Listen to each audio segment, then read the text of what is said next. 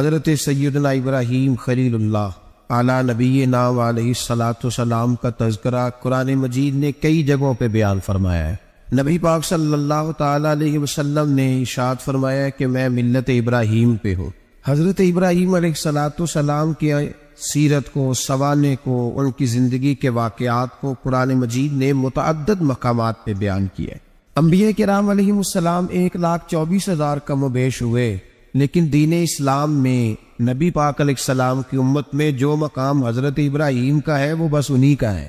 ان کی زندگی ایک بڑی خوبصورت، بڑی منفرد اور مسلمانوں کے لیے بڑی اسوہ نور دینے والی زندگی ہے۔ نبی پاک صلی اللہ علیہ وسلم نے فرمایا میں اپنے باپ حضرت ابراہیم کی دعا بن کے دنیا میں آیا ہوں، اور پھر محبوب پاک سید عالم صلی اللہ تعالی علیہ وسلم نے اپنی امت میں بھی جناب ابراہیم کے طریقے کو جاری رکھا۔ صحابہ نے قربانی کے بارے میں حضور سے پوچھا ما ھذہ الاضحیہ، یا رسول اللہ صلی اللہ علیہ وسلم یہ قربانی کیا ہے؟ تو فرمایا سنت ابیکم ابراہیم، یہ تمہارے باپ حضرت ابراہیم کا طریقہ ہے۔ حالانکہ قربانی نبی پاک صلی اللہ علیہ وسلم کا بھی طریقہ ہے، لیکن فرمایا تمہارے باپ حضرت ابراہیم کے ذکر کو باقی رکھا۔ اللہم صلی علی محمد وعلی آل محمد کما صلیت علی ابراہیم وعلی آل ابراہیم، ان کے تذکرے کو باقی رکھا دین کے اندر۔ حضرت ابراہیم بڑی امتیازی شان والے نبی ہیں، بڑی امتیازی شان والے۔ رب کریم کا وہ دوست جس نے کوئی چیز بچا کے نہیں رکھی، ہر شے ہی اپنے رب کی بارگاہ میں پیش کر دی۔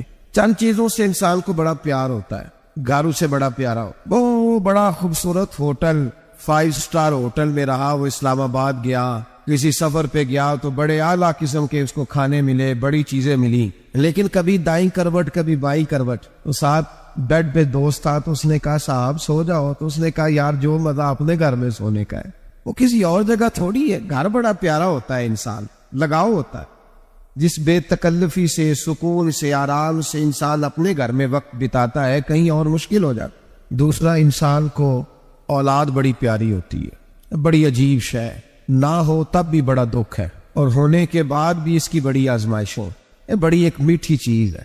اولاد ایک بڑا عجیب سا میوہ ہے، پتہ نہیں یہ کس انجیکشن کا نام ہے کہ چھاتی پر چڑھ جائے تو اللہ سکون عطا فرما دے، پتہ نہیں کس ٹھنڈی دولت کا نام رب کریم نے اولاد رکھا، بڑی پیاری ہوتی ہے اولاد۔ پھر تیسری چیز انسان کی اپنی جان ہے، اور یہ اتنی قیمتی شے ہے کہ اللہ کریم نے فرمایا کہ اگر تیری گردن پہ کوئی آدمی پستول رکھ کے، تلوار تیرے گلے پہ رکھ کے کہے نہ کہ رب کا انکار کر دے ورنہ مار دوں گا، تو فرمایا وقتی طور پہ میری ذات کا انکار کر پر جان بچا جا۔ اگر تم مرنے کے قریب ہو گیا ہے اور حرام شے کھائے بغیر تو بچ نہیں سکتا، مر جائے گا، تو فرمایا چل تو اس طرح کر، حرام کھا کے جان بچا، پر جان بچانا فرض ہے، ضروری ہے۔ وطن بڑا پیارا، اولاد بڑی پیاری، جان بڑی پیاری، اور حضرت ابراہیم سے رب کریم نے فرمایا چل ابراہیم کوئی چیز دے، تو کہا یا اللہ تینوں ہی تیرے نام پہ قربان کرتا ہوں، تیری ہوئی ساری، ہر شے تیری۔ حضرت ابراہیم نے دین کے لیے، آپ شہر بابل کے قریب پیدا ہوئے، وہاں سے مصر آئے، مصر سے فلسطین آئے، اور فلسطین سے آ کر کے کعبہ آباد فرمایا۔ زندگی سفروں میں گزری، سفر ایک تکلیف والی چیز ہے، پر حضرت ابراہیم نے وطن چھوڑ دیا، گھر چھوڑ دیا۔ جان بڑی عزیز ہوتی ہے اصل میں نا، جب انسان جد و جہد کرتا ہے نا دین کے لیے، تو اس کے رستے میں بڑی چیزیں آتی ہیں، کبھی اولاد، کبھی گھر، کبھی باہر، کبھی حکومتیں، کبھی سیاستیں، کبھی چدراہٹیں، اس کے رستے میں بڑا کچھ آتا ہے، اور اسے ہر چیز کو فیس کرنا پڑتا ہے۔ گھر کے اندر بھی جنگ ہوتی ہے اور گھر کے باہر بھی لڑائی ہوتی ہے، یہ آسان ہے ہی نہیں۔ ہم تو خیر ہتھیار چھوڑ کے پھینکنے والے لوگ ہیں، ہم بڑے بولے بالے لوگ ہیں، ہم کہتے ہیں میں نے تو کہا تھا مہندی نہ کرو، پر بیٹے نہیں مانے، بولے جو ہوئے۔ اسی طرح حالانکہ اگر وہ بیٹا کہے نا کہ ابا جی لاؤ زندگی میں سارا کچھ میرے نام کرو، تو پھر ہم بولے نہیں ہوتے، اور اس وقت ہم تیز ہوتے ہیں، کہتے ہیں یہ کیسے ہو سکتا ہے، ہاتھ کاٹ کے دے دوں۔ اس وقت نہیں، دین کے معاملے میں بولے ہوتے ہیں، بیٹا بد مذہب کے پاس جا رہا ہے تو اس وقت ہم بولے بالے ہیں، کوئی عرض نہیں، لیکن اگر وہ اپنی پسند کی شادی کرے ہمیں کراس کر کے، پھر ساتھ ہی ہم تیز ہو جاتے ہیں۔ تو حضرت ابراہیم نے جب دین کے لیے نکلے تو جد و جہد کی، گھر کے اندر بھی گھر کے باہر بھی۔ آپ کے والد کا نام طارق ہے، وہ توحید پرست تھے، ایماندار تھے، پرہیزگار تھے۔ آپ کے چچا کا نام آزر ہے، وہ بت پرست تھے، بت بیچا کرتے تھے۔ حضرت سیدنا ابراہیم علیہ السلام جب میدان عمل میں نکلے تو حضرت ابراہیم علیہ السلام نے اپنے گھر سے جہاد شروع کیا، لڑنا پڑا، گھر کے اصولوں سے چچا نے جو رواج بنائے ہوئے تھے اس رواج سے ٹکرائے. فرمایا میں اپنے گھر کے اندر یہ بت پرستی نہیں ہونے دیں گا. چچا کو ایک دفعہ نہیں بار بار 100 دفعہ سمجھایا. آپ کا چچا بت بنا کے بیچا کرتا تھا. حضرت ابراہیم علیہ السلام تھوڑے بڑے ہوئے تو کہنے لگا کہ چلو میرے ساتھ, تم بھی بت بیچنے ہیں, ہمارا کاروبار ہے. حضرت ابراہیم ساتھ نکلے تو بت پکڑا ہے, گندے پانی کے اندر اس بت کو ڈبوتے ہیں, کہتے ہیں کسی نے خریدنا ہے تو خرید لو, نہ یہ نفع دے سکتا ہے نہ نقصان دے سکتا ہے, جو اپنا آپ نہیں بچا سکتا تمہیں کیا بچائے گا, خریدنا ہے تو خرید لو. چچا کہنے لگا تو کاروبار چمکا رہا ہے کہ تباہ کر رہا ہے. گھر میں بڑے معاملات خراب ہوئے, جھگڑے ہوئے, لیکن حضرت ابراہیم علیہ السلام ایک منٹ کے لیے بھی اپنے گھر کے اندر بھی کمپرومائز کرنے کو تیار. یہ تھوڑا مشکل میں نے پہلو چھیڑ دیا ہے, یہ تھوڑا مشکل پہلو چھیڑ دیا ہے. بڑا سمجھدار آدمی ہے پر بیوی سے پردہ نہیں کرا سکتا, سیانا ہے, پنچایت کا بندہ ہے, جو اس سے آپ کہیں گے وہ بات یہ سنائے گا, لیکن کہتا ہے نہیں جی میں نے کوشش کر لی ہے. کس قسم کی کوشش ہے صاحب, کیسے ہو گیا؟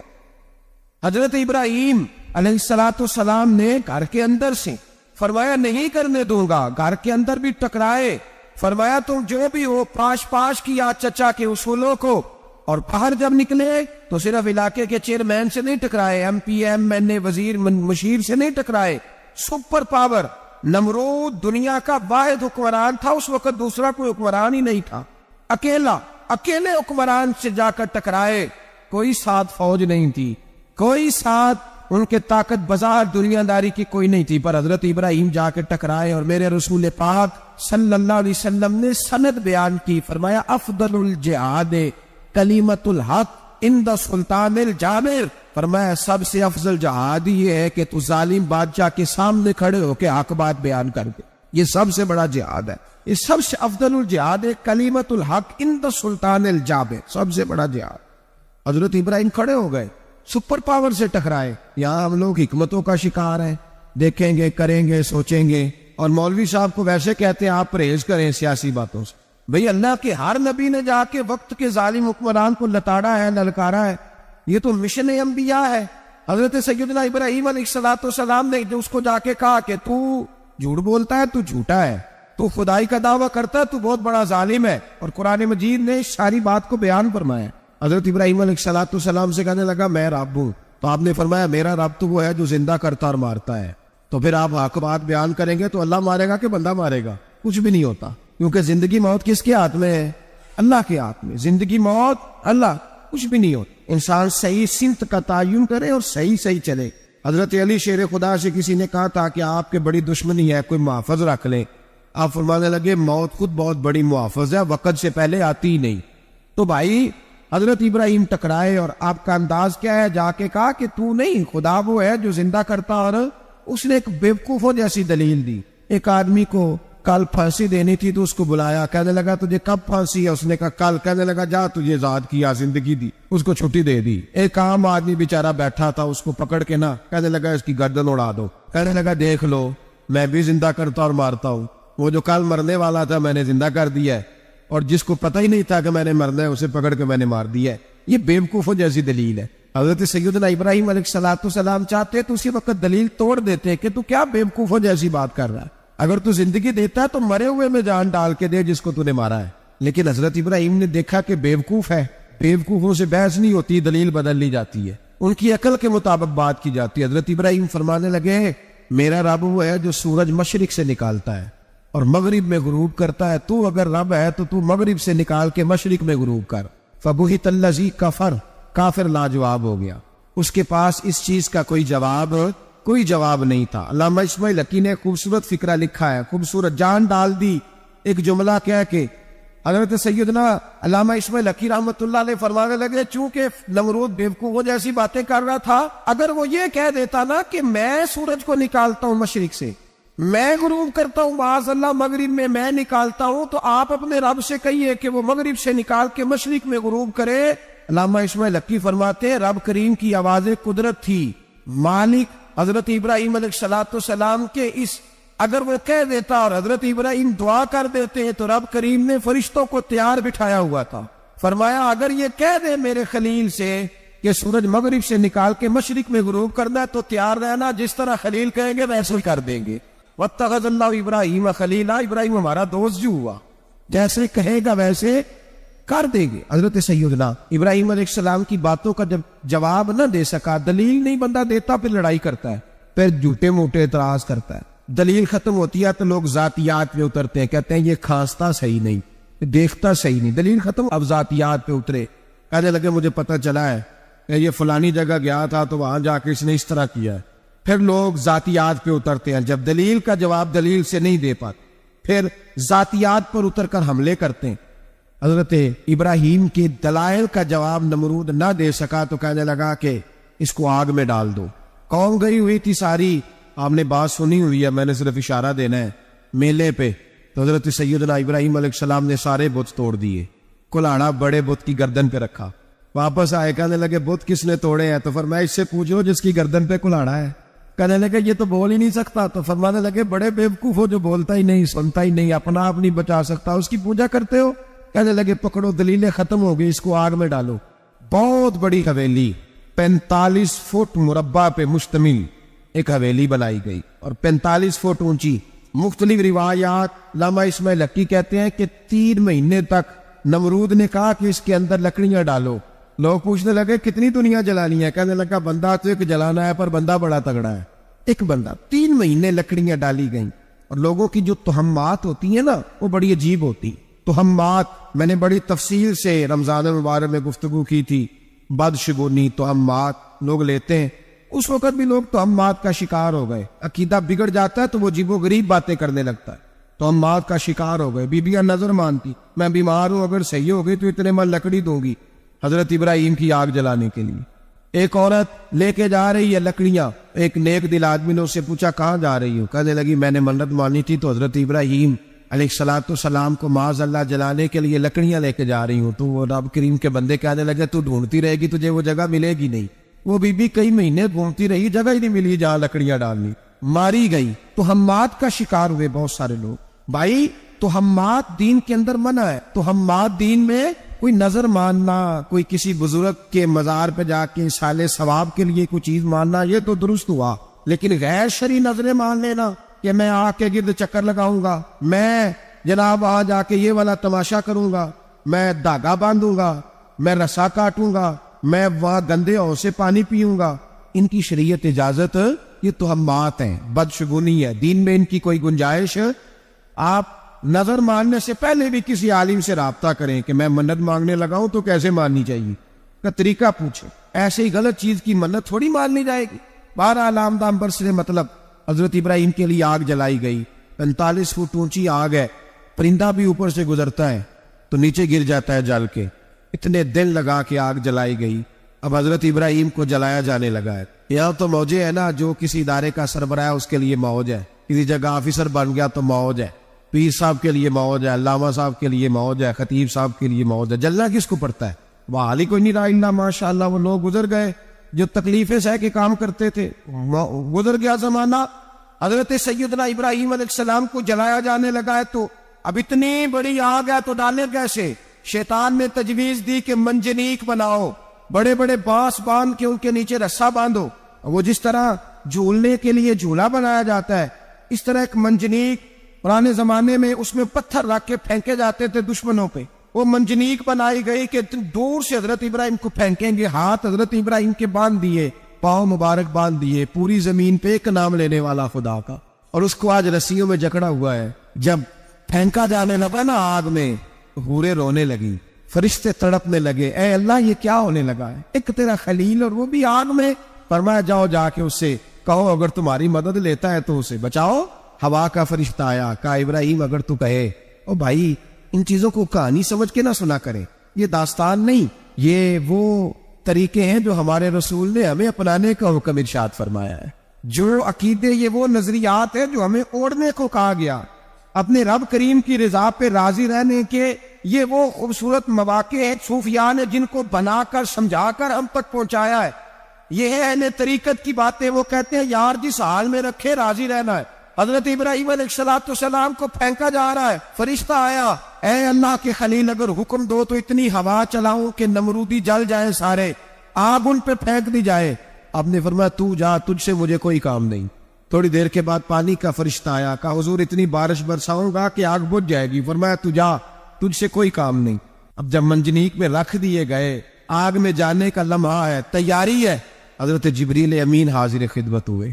کہا ابراہیم کوئی حاجت؟ فرمایا تجھ سے کوئی نہیں۔ کہا چلو مجھ سے نہیں تو رب کریم سے ہی بات کر لو، مجھے پتا ہے میں چھوٹا ہوں، آپ مجھ سے مدد کیوں لوگے، رب کریم سے ہی بات کر لیں۔ تو حضرت ابراہیم کہنے لگے جبریل یہ بتا، رب کو نہیں پتا اس کا خلیل کس حال میں ہے؟ اسے نہیں پتا میں کس حال میں ہوں، میرے ہاتھ بندھے ہیں، پیر بندھے ہیں آگ میں، اسے نہیں پتا؟ بتایا تو اسے جاتا ہے جسے خبر نہ ہو، تو اگر اسے پتا ہے، اگر وہ جلانے پہ راضی ہے تو میں بھی جلنے کو تیار ہوں، میں تیار ہوں، میں تیار ہوں، اسے کہو ٹھیک ہے۔ حضرت سیدنا ابراہیم علیہ السلام کو منجنیق میں ڈال کے جو پھینکا آگ میں، یا نار کونی بردم و سلام علی ابراہیم، اللہ نے فرمایا اے آگ میرے ابراہیم پہ ٹھنڈی بھی ہو جا اور سلامتی والی بھی ہو جا۔ حضرت ابراہیم کو دو فرشتوں نے بٹھا دیا زمین پہ، پھول کھلے ہیں، کونپلیں مہک رہی ہیں، کلیاں خوشبو دے رہی ہیں۔ حضرت ابراہیم نے سر سجدے میں رکھ دیا، سبحان اللہ والحمد للہ ولا الہ الا اللہ واللہ اکبر۔ حضرت ابراہیم اللہ کی تسبیح پڑھنے لگے، رب کریم کو شکر بجا لانے لگے۔ نکلے وہاں سے، کچھ دن گزر گئے، نکلے، حکم ہو گیا ابراہیم علاقہ چھوڑ دو۔ حضرت ابراہیم علیہ السلام وہاں سے نکل کے مصر آئے، چچا کے پاس ٹھہرے، انہوں نے اپنی بیٹی جناب سارہ کا نکاح کر دیا۔ کچھ آگے بڑھے تو ایک ظالم بادشاہ سے ٹکرائے، اس نے ایک شہزادی، ایک بادشاہ کی بیٹی قید کی ہوئی تھی، جناب ہاجرہ نام تھا، ان کو قید سے چھڑا کے ساتھ لائے۔ حضرت لوط علیہ السلام بھی ساتھ، یہ 4 لوگوں کا قافلہ چلا، فلسطین میں جا کے پڑاؤ ڈالا، گھر بار چھوڑا، تبلیغ شروع ہوئی۔ حضرت ابراہیم کے گھر میں 2 خواتین ہیں، ایک آپ کی بیوی ہیں، ایک حضرت ہاجرہ ہے، اولاد کوئی نہیں، بڑا میوہ ہے میٹھا، گھر وہی آباد ہوتا ہے جس میں بچے روتے ہیں، گھر ہوتا ہی وہ ہے جس میں بچوں کی چنچلاہٹ ہوتی ہے، بھن بناہٹ ہوتی ہے۔ حضرت ابراہیم نے ایک بچہ روتے ہوئے دیکھا تو آنکھوں میں آنسو آئے، کہنے لگے ربی حب لی من الصالحین، یا اللہ مجھے بھی نیک اولاد عطا کر دے۔ حضرت سارہ نے سن لیا، کہنے لگی ابراہیم شاید میرے بطن سے تو آپ کو نصیب نہیں، ہاجرہ سے نکاح کر لو۔ جناب ہاجرہ سے نکاح ہوا، اللہ تو بڑا بے نیاز ہے، رب کریم نے حضرت اسماعیل جیسا خوبصورت بیٹا عطا فرمایا۔ بیٹا کالا سیاہ بھی ہو تو سینے کی ٹھنڈک ہوتا ہے، پر یہ تو وہ بیٹا ہے جس کی پیشانی میں نور محمدی چمکتا ہے صلی اللہ علیہ وسلم۔ حضرت سیدنا اسماعیل علیہ اتنے خوبصورت، اب جس بیوی کے یہاں بیٹا تھا، بیٹھنا اٹھنا بھی زیادہ اس کے پاس، آنا جانا بھی اس کے پاس، توجہ ادھر ہو گئی۔ جناب سارا رشک کرنے لگی، ایک دن کہنے لگی اسے چھوڑا جنگل میں، وادی غیر ذی زرع مکے کے پاس، بھائی ایک بیٹا عالم دین بنا لو۔ کہنے لگا روٹی کہاں سے کھائے گا، تیرے 5 بیٹے ہیں، کو حافظ قرآن بنا، کہتے روٹی کہاں سے کھائے گا؟ وہ بچہ بھی کہتا ہے میں کہاں سے کھاؤں گا۔ حضرت ابراہیم علیہ السلام تو چند مہینے کا بچہ چھوڑا ہے، تو کہاں سے روٹی کھائی حضرت اسماعیل نے، کہاں سے کھائی ان کی اماں نے روٹی؟ بھوکے مر جاتے ہیں یہ سارے۔ میں بڑی ذمہ داری سے کہا کرتا ہوں کہ جتنی خوبصورت روٹی اللہ کریم دین کے خادموں کو عطا کرتا ہے شاید کسی اور کے نصیب ہوتی ہو، لیکن ہم لوگ توجہ ہی نہیں کر رہے، ہمارا ذوق ہی نہیں بڑھ رہا، ہم یہ محنت ہی نہیں کر رہے کہ قوم کو مستند علماء کی ضرورت ہے، علاقوں کے علاقے خالی ہیں، ادھر ہمارا مزاج ہی نہیں بڑھ رہا، توجہ ہی نہیں دین کی خاطر۔ اور پھر چلے بچے تو بعد کی بات ہے نا، جو ابھی خود جوان ہے وہ بھی تو یہ دعا، ایک صاحب مجھے کہنے لگے میں دعا مانگ رہا ہوں اللہ مجھے بیٹا دے تو میں اسے دین پہ لگاؤں گا، تو میں نے کہا آپ بھی بوڑھے نہیں ہوئے، آپ خود ہی لگ جائیں، بیٹا تو ابھی آئے گا تو لگے گا نا، تو آپ تو اس وقت ہے تو آپ تو پہلے لگے نا صاحب، 2 گھنٹے تو نکال کے آئے، دین سیکھنے کو کافی ہے۔ آپ اتنی لمبی سوچ رہے ہیں کہ بچہ آئے گا تو بڑا ہوگا تو وہ جائے گا تو دیکھی جائے گی، ابھی تو آپ ہے تو آپ تو آؤ۔ حضرت ابراہیم نے بچہ وہاں چھوڑا، یہاں سے جو عمرہ کرنے لوگ جاتے ہیں نا، جو حج کرنے جاتے ہیں، ان کو پتا ہے کہ وہاں دنیا کی ہر نعمت ملتی ہے، پھر بھی ڈبل ٹرپل پیسے لوگ جیبوں میں ڈال کے جاتے ہیں۔ حضرت ابراہیم جب وہاں لے کے گئے تو کوئی انسان نہیں تھا، پانی کا قطرہ نہیں تھا، 2 کلو کھجور، ایک مشکیزہ، بیوی کو تھمایا۔ ہمارے گھر میں ہزاروں چیزیں پڑی ہیں لیکن وہ جو توکل ہے نا وہ ختم ہو گیا ہے۔ اللہ دے گا، حلال حلال پہ قناعت کرے، جائز جائز پہ بھروسہ کرے، رب کریم عطا کرنے والا ہے، وہ مزاج ختم ہو گیا۔ حضرت سیدنا ابراہیم علیہ السلام 2 کلو کھجورے، ایک مشکیزہ پانی کا دے کر کے، اور وہاں بٹھایا آپ نے اپنے بچے کو اور اپنی زوجہ جناب ہاجرہ کو، اور بٹھا کر کے واپس پلٹنے لگے تو حضرت ہاجرہ سلام اللہ علیہ نے آواز دی، کہا ابراہیم کس کے سہارے پہ چھوڑ کے جا رہے ہو؟